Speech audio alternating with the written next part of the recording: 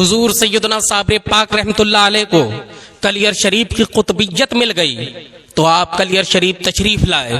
چونکہ آپ اتنے حسن و جمال والے تھے، آپ تقوی والے تھے، آپ کے دل میں صرف اللہ کا خوف تھا، مخلوق کا خوف نہیں تھا. آپ کسی دنیا دار سے نہیں ڈرتے تھے، صرف اپنے خالق کائنات سے ڈرتے تھے، صرف اللہ رب العزت کا خوف آپ کے دل میں تھا. آپ کلیئر شریف تشریف لائے. ایسا ویران علاقہ تھا، ایسی جگہ تھی کہ وہاں پر لوگ آپ کے دشمن بن گئے تھے، آپ پر تانا کسنے لگے، آپ کو برا بھلا کہنے لگے. حتیٰ کہ جب آپ مسجد میں نماز پڑھنے کے لیے گئے تو آپ کو مسجد سے باہر نکال دیا گیا. قاضی نے کہا کہ یہ جو شخص آیا ہے جو کہ ایک درویش کی صورت بنائے ہوئے ہے، یہ کوئی اللہ کا ولی نہیں ہے، یہ کوئی بے روپیہ لگتا ہے، اسے ہم اپنی مسجد میں نماز پڑھنے کے لیے نہیں دیں گے. اللہ اکبر. چونکہ اللہ والوں کے لوگ دشمن ہی ہوتے ہیں، جو اللہ والے ہوتے ہیں تو دنیا دار اور اللہ والے کی کبھی نہیں بنتی ہے. اس لیے کہ ولایت اور اقتدار میں ہمیشہ ہی اختلاف رہا ہے. چونکہ اہل دنیا جو ہوتے ہیں وہ نیک لوگوں سے محبت تو کرتے ہیں، لیکن اگر ان کے آڑے آ جائیں، اگر ان کی عزت گرتی ہو تو وہ نیک لوگوں سے بھی اختلاف کر لیتے ہیں. اللہ اکبر. جب حضرت صابر پاک رحمت اللہ علیہ مسجد میں نماز پڑھنے کے لیے گئے تو صابر پاک سے کہا گیا آپ مسجد میں نماز نہیں پڑھ سکتے، آپ مسجد میں رکوع نہیں کر سکتے، آپ مسجد میں تلاوت نہیں کر سکتے، آپ مسجد میں اللہ کو یاد نہیں کر سکتے. اللہ اکبر. جب حضرت صابر پاک نے اتنا سنا تو صابر پاک نے کہا کہ تم مجھ سے کہتے ہو کہ مسجد میں نماز نہیں پڑھ سکتے، مسجد میں سجدہ نہیں کر سکتے. تو حضرت صابر پاک نے ان سے جھگڑا نہیں کیا، آپ نے ان سے کوئی لڑائی اور جنگ و جدال نہیں کیا. صابر پاک چونکہ نام ہی صابر ہے، آپ نے صبر کیا اور صبر کے ساتھ حضرت صابر پاک رحمت اللہ علیہ مسجد سے باہر آ جاتے ہیں. اور جب آپ مسجد سے باہر آتے ہیں، لوگ مسجد میں نماز پڑھ رہے ہیں، آپ نے بھی نماز کے لیے نیت باندھ لی. جب آپ نے نماز ادا کی ہے، آپ نے مسجد کی طرف اشارہ کیا، تیرے اندر جو نمازی ہیں وہ تو سجدہ کر رہے ہیں، اے مسجد تو کب سجدہ کرے گی؟ اللہ اکبر. جب اتنا کہنا تھا لوگ بھی سجدے میں. اب کیا دیکھتے ہیں کہ مسجد کے محراب گرنے لگتی ہے، مینار گرنے لگتا ہے، چھت گرنے لگتی ہے، سارے لوگ دب کے مر جاتے ہیں. اللہ اکبر. جب یہ آپ کی کرامت کا ظہور ہوا تو لوگ آپ کے قدموں میں آ گئے، بولے حضور آپ ایسا نہ کیجئے. آپ نے اللہ کی بارگاہ میں دعا کی، پھر سے اللہ رب العزت نے آپ کی دعا کے صدقے میں لوگوں کو زندگی عطا فرما دی ہے. لیکن کچھ اب بھی منافق ٹائپ کے تھے، کچھ اب بھی آپ سے دشمنی کرنے والے تھے، جو ہر وقت آپ کی تلاش میں رہتے تھے کہ کیسے ذلیل کیا جائے.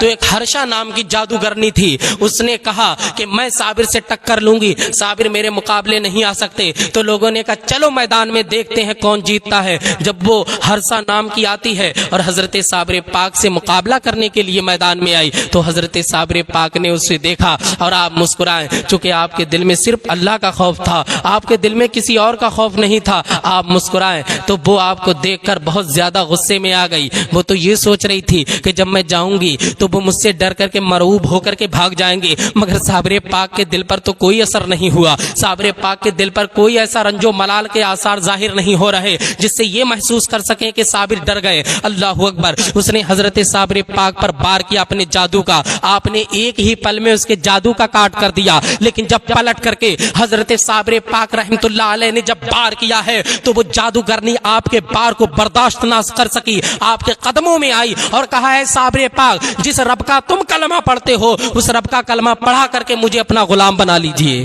اللہ اکبر. حضرت صابر پاک نے اس جادوگرنی کو کلمہ پڑھایا اور وہ ہمیشہ آپ کی خدمت کے لیے آپ کے ساتھ رہی.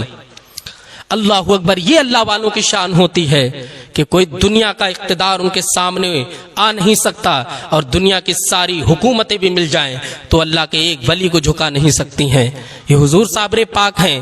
اللہ پاک نے اتنا بڑا مقام و مرتبہ دیا ہے کہ آپ کی والدہ اپنے بھائی حضرت بابا فرید الدین گنج شکر رحمت اللہ علیہ کے پاس لائیں اور کہا کہ میرے بھائی تم بہت دولت مند ہو، اللہ پاک نے تمہیں بڑی نعمتیں عطا فرمائی ہیں، میرے بچے کو اپنے پاس رکھو.